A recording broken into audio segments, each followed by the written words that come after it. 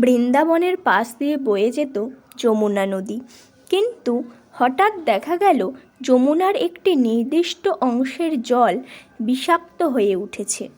সেই জল পান করে গরু বা রাখাল বালকেরা অসুস্থ হয়ে পড়ছিল, এমনকি নদীর তীরের গাছপালাও শুকিয়ে যাচ্ছিল। এর কারণ ছিল কালীয় নামের এক বিশাল বিষধর সাপ। সে তার পরিবার নিয়ে যমুনার একটি হ্রদে বাস করত এবং তার বিষের তীব্রতায় জল নীল হয়ে গিয়েছিল।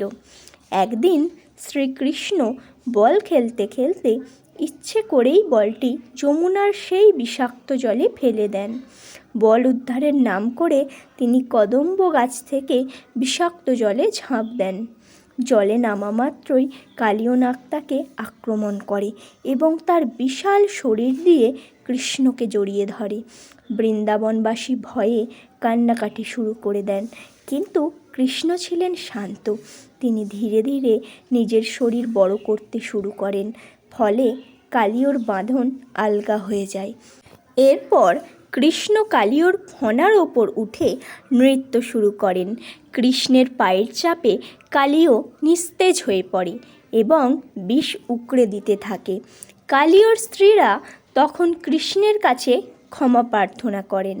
কালীয় নিজেও বুঝতে পারে যে শ্রীকৃষ্ণ সাধারণ কোনো বালক নন।